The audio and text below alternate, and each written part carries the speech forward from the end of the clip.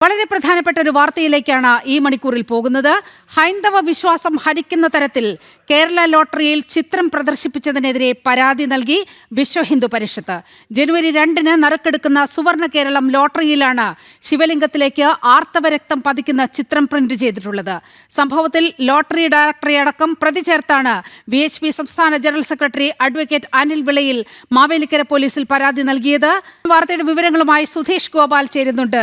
സുധീഷ്, അങ്ങേയറ്റം ഹിന്ദുവിരുദ്ധത അത് വ്യക്തമാക്കുന്ന ചിത്രമാണ് ലോട്ടറി വകുപ്പ് പ്രസിദ്ധീകരിച്ചിരിക്കുന്നത്. ശിവലിംഗത്തിലേക്ക് ആർത്തവ രക്തമൊഴുകുന്ന ചിത്രം സുവർണ കേരളം ലോട്ടറിയിൽ അടിച്ചിരിക്കുകയാണ്. മാത്രമല്ല, ഇത് ജനുവരി 2-നാണ് ഇത് നറുക്കെടുക്കാൻ പോകുന്നത്. എന്താണ് വിശ്വ ഹിന്ദു പരിഷത്ത് ഉന്നയിക്കുന്ന പ്രധാന ആരോപണം ഇതുമായി ബന്ധപ്പെട്ട്?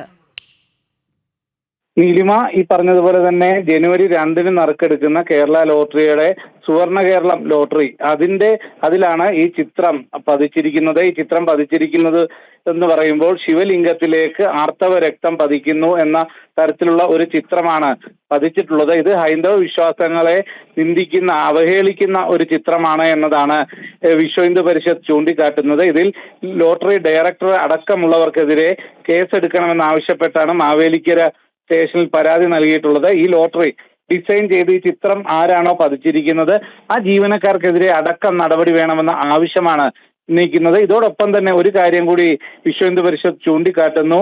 ജനുവരി 2-ന് മറ്റൊരു പ്രത്യേകത കൂടിയുണ്ട്.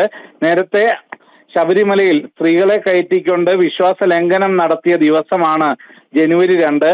അത് തുടർച്ചയായി ഈ സർക്കാർ വിശ്വാസ ലംഘനത്തിന്റെ ഇല്ലെങ്കിൽ ഹൈന്ദവ വിശ്വാസങ്ങളെ ഹനിക്കുന്ന തരത്തിലുള്ള ഒരു ദിവസമാക്കി മാറ്റുകയാണ്. അതിന്റെ സൂചകമായിട്ടാണ് ഈ ജനുവരി 2-ന്റെ ലോട്ടറിയിൽ തന്നെ ഇത്തരം ഒരു ചിത്രം പതിച്ചത് എന്നതാണ് വിശ്വ ഹിന്ദു പരിഷത്ത് ചൂണ്ടിക്കാട്ടുന്നത്. ഇതിനെതിരെ കൃത്യമായും കേസെടുത്ത് നടപടി സ്വീകരിക്കണമെന്ന ആവശ്യമാണ് ഉന്നയിക്കുന്നത്. അതിൽ ലോട്ടറി ഡയറക്ടർ അടക്കമുള്ള ലോട്ടറി ഡയറക്ടറുടെ ഒപ്പോടുകൂടിയാണ് ഈ ലോട്ടറി ഇറക്കിയിട്ടുള്ളത്. അതുകൊണ്ട് തന്നെ ലോട്ടറി ഡയറക്ടർ അടക്കം പ്രതി ചേർത്ത് കേസെടുക്കണമെന്ന ആവശ്യമാണ് ഉന്നയിക്കുന്നത്. ഇതിനെതിരെ ശക്തമായ പ്രക്ഷോഭവുമായി മുന്നോട്ട് പോകാനുമാണ് തീരുമാനം.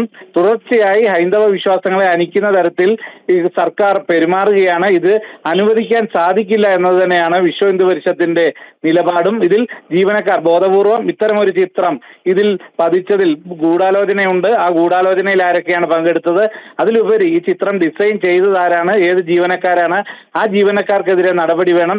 എന്ത് ഉദ്ദേശത്തോടെയാണ് ഇത്തരത്തിലുള്ള ഒരു ചിത്രം ലോട്ടറിയിൽ സുധീഷ്, ഈ ചിത്രം വരച്ചത് കേരള ലളിതകലാ അക്കാദമിയിലെ ടോം ജോസഫ് എന്ന ഒരാളുടെ പെയിന്റിംഗ് ആണ് എന്നാണ് മനസ്സിലാക്കുന്നത്. അങ്ങനെയാണ് സമൂഹ മാധ്യമങ്ങളിലൊക്കെ പറയുന്നത്.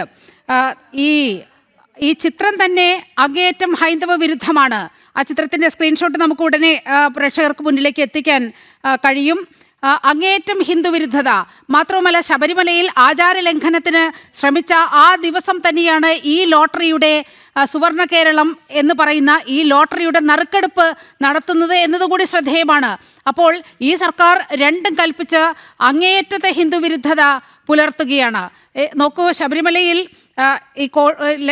ഇത്രയധികം കോടിക്കണക്കിന് രൂപയുടെ സ്വർണം മോഷ്ടിച്ച ആളുകൾ ഇപ്പോൾ ഹിന്ദു വിരുദ്ധത എത്രത്തോളം ആകാമോ ആ ഒരു ലെവലിലേക്ക് വന്നിരിക്കുകയാണ്.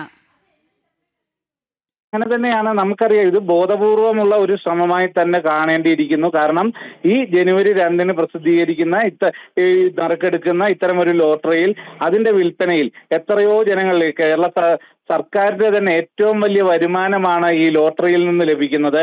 അതേ സാഹചര്യത്തിൽ ആ ലോട്ടറിയിൽ തന്നെ ഇത്തരം ഹൈന്ദവ വിരുദ്ധത ചൂണ്ടിക്കാട്ടി ഉൾപ്പെടുത്തിക്കൊണ്ട് അത് മുന്നോട്ട് പോകുന്നത് കടുത്ത ജനവിരുദ്ധ സമീപനം എന്ന് തന്നെയാണ് കാണേണ്ടത്. ഇതിനെതിരെയാണ് നിയമ നടപടിയിലേക്ക് ഇപ്പോൾ വിശ്വ ഹിന്ദു പരിഷത്ത് പോയിരിക്കുന്നത്. അതിൽ പോലീസിൽ നൽകിയ പരാതിയിൽ കൃത്യമായ നടപടിയില്ലെങ്കിൽ മറ്റ് നിയമവഴികൾ തേടുമെന്നുമാണ് VHP വ്യക്തമാക്കുന്നത്. കൃത്യമായും ബോധപൂർവം നടത്തിയ ഒരു നീക്കം എന്ന് തന്നെയാണ് കാണുന്നത്. ലളിതകലാ അക്കാദമിയിലെ ഒരു കലാകാരനാണ് ഇത് വരച്ചതെങ്കിൽ പോലും അത് എന്തിന് ലോട്ടറിയിൽ ഉൾപ്പെടുത്തണം? അതിലെ ഹൈന്ദവ വിരുദ്ധത കൃത്യമായും ഒറ്റ നോട്ടത്തിൽ തന്നെ വ്യക്തമാവുന്നതാണ്. അത്തരമൊരു ഹൈന്ദവ വിരുദ്ധത ഉൾപ്പെടുത്തിക്കൊണ്ട് എന്തിന്